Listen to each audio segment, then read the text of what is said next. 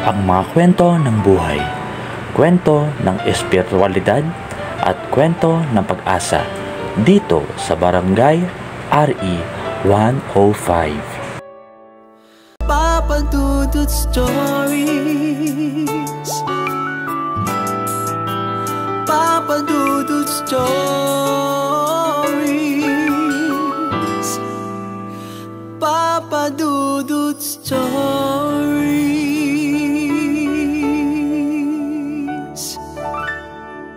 Ang paaralan, ang sinasabing pangalawang tahanan ng mga kabataan na siyang gagabay at huhubog sa kakayahan at personalidad ng individual. Subalit, sa unay, inaamin ko na hindi ito ang aking nararamdaman sa tuwing ako'y pumapasok sa aking paaralan. Hanggang sa may isang universidad sa siyudad ng Naga na nagpatunay ng isang holistikong pag-unlad sa mga mag-aral at isa ako sa nagpapatunay dito. Dear Papa Dudut, itago niyo na lamang ako sa pangalang Vivian, isang simpleng mag-aaral na hindi sobrang kagandahan, sakto lang at hindi katalino ni Gat Jose Rizal, subalit puno ng pag-angarap sa buhay. Pangarap sa buhay na tira unti-unting naglaho nang ako'y nawalan ng gana sa pag-aaral.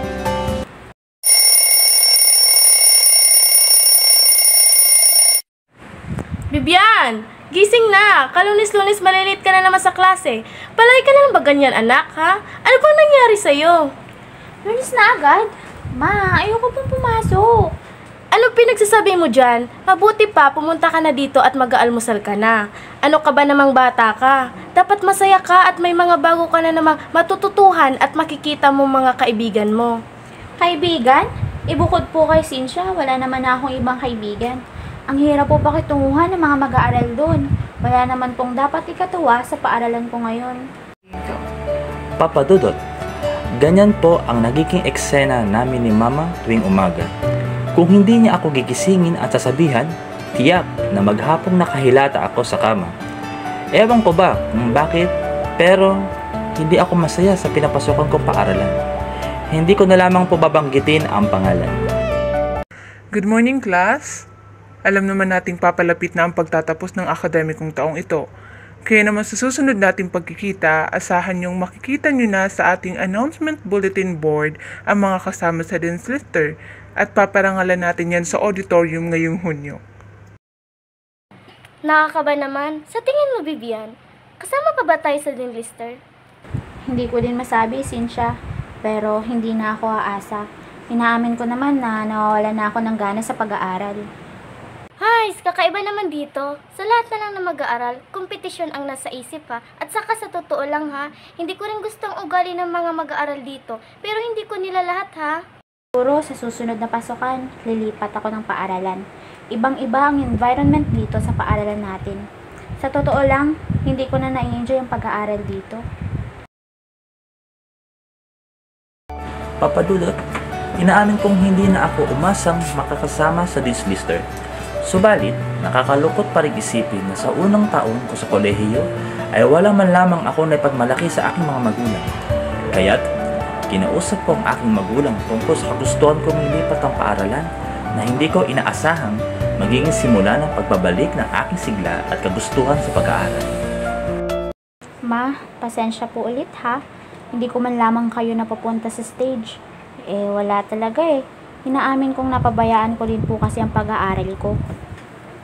Okay lang yun, anak. Alam mo kung malulungkot man ako, yun ay dahil makikita kung wala ka ng gana sa pag-aaral at hindi dahil hindi ka makakasama sa Dean Lister o kung ano pang mang parangal. Salamat po sa pag-unawa, ma. Pero ma, itatanong ko lang po kung maaari po ba akong lumipat ng paaralan ngayong ikalawang taon ko po sa kolehiyo. Yan ba talaga ang gusto mo? Opo, ma. Sa totoo lang po, hindi ko po kasi talaga gusto ang environment sa dati kong paaralan. At saka, bukod kay Cynthia, wala na po akong mahanap na mapagkakatiwalaang kaibigan.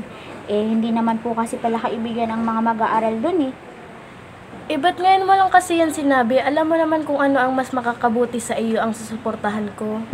So, ibig sabihin po ba niyan, pumapayag na po kayong lumipat ako ng paaralan? Wala nang problema anak, basta siguraduhin mong ang paaralang papasukan mo ngayon ay ang sa tingin mong makakatulong sa'yo. Papa Dudut, napakaswerte ko at may mga magulang akong palaging sumusuporta sa akin.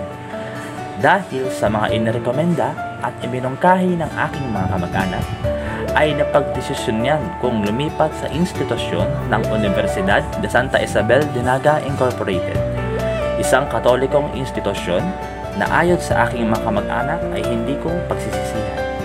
Pero siyempre, hindi ko maiiwasang kabahan sa unang araw ng pasukan. Hi, transferi ka pala? Oo. Ako si Vivian. Ako naman si Bea. Alam mo, hindi ka magsisisi dito sa USI. Sa vision at mission pa lang ng USI, makikita mo na kung paano tayo tutulungan ng universidad na ito na maging mahusay sa lahat ng aspeto at higit sa lahat, ang paghubog ng tamang pag-uugali. Talaga ba? Nakakatuwa naman kung ganun. Pero ano ba ang vision ng USI? Vision? Siyempre, memorize ko yan, no? Universidad de Santa Isabel de Naga Incorporated is an empowering Christ-centered Vincentian learning institution.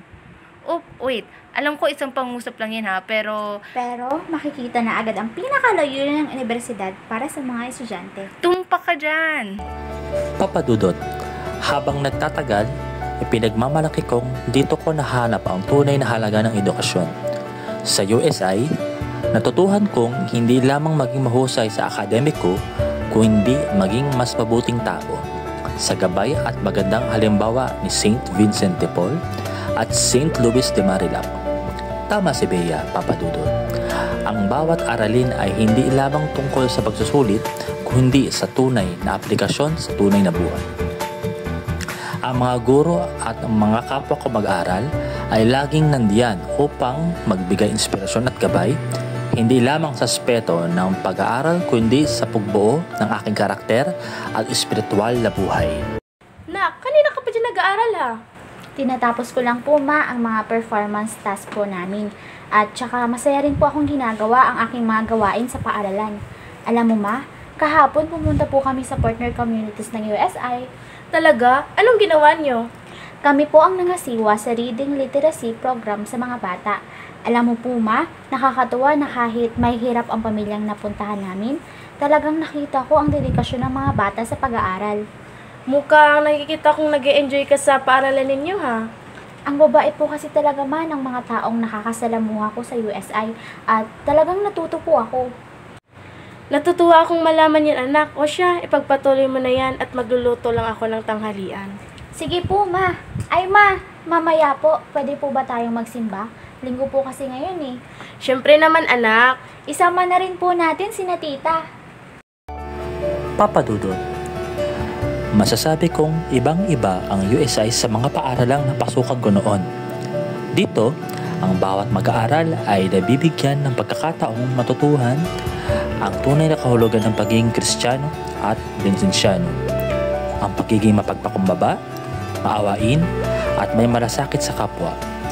Dito ko natutunan ang kahalagahan ng pakikipagkapwa at pagbuo ng mas matibay na pundasyon sa aking sarili. Sa USI, natututunan kong hindi lamang mag-aral kundi maghangad ng mas mataas na layunin, ang maglingkod at magbigay inspirasyon sa iba. Papa Dudut, ang Universidad de Santa Isabel de Naga Incorporated ay tunay na lugar ng holistikong patunlad.